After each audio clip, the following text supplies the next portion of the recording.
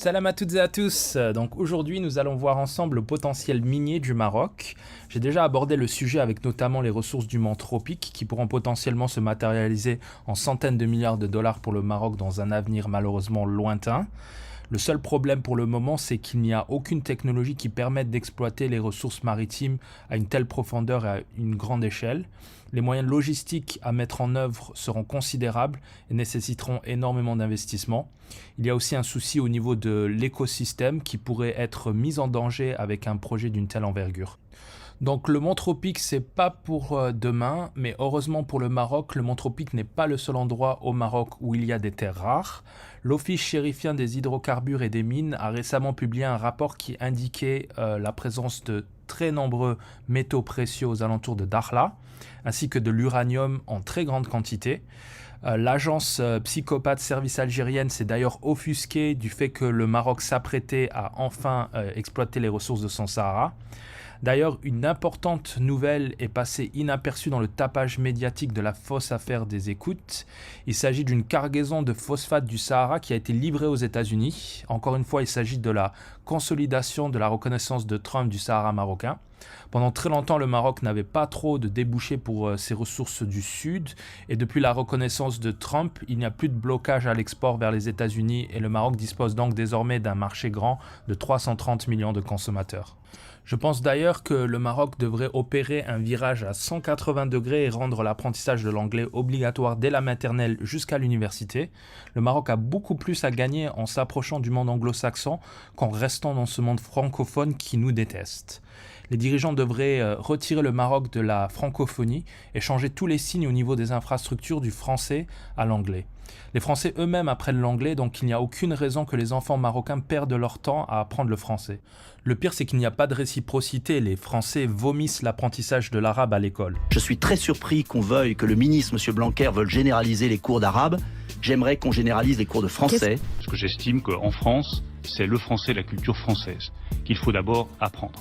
Est-ce que c'est une bonne idée de faire un enseignement précoce de l'arabe ? Qui le fera ? Qui le fera ? C'est ça la grande question. Qui va le faire ? Nous avons un retard en matière de langues étrangères. Mais c'est quoi la langue étrangère qui compte ? C'est l'anglais. On a un ministre de l'Éducation nationale qui a une double allégeance.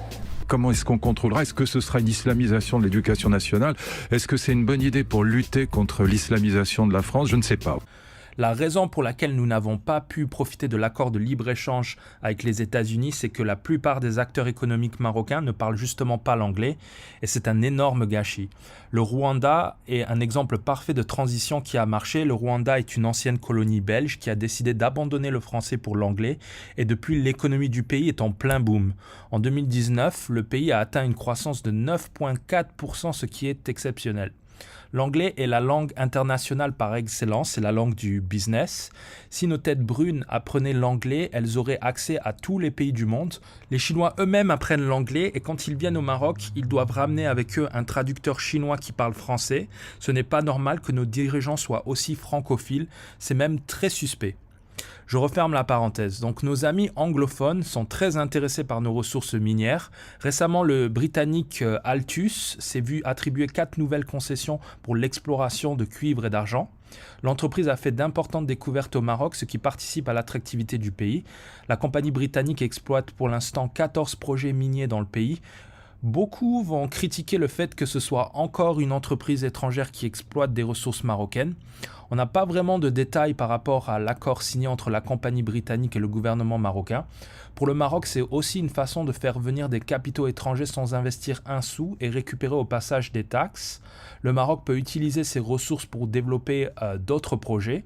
C'est donc des revenus additionnels pour le Maroc sans pour autant que le pays investisse d'importantes sommes d'argent. C'est le dilemme du garagiste. Est-ce qu'il vaut mieux changer son huile soi-même et économiser de l'argent ou aller au garage ? Tout dépend de combien on évalue son temps.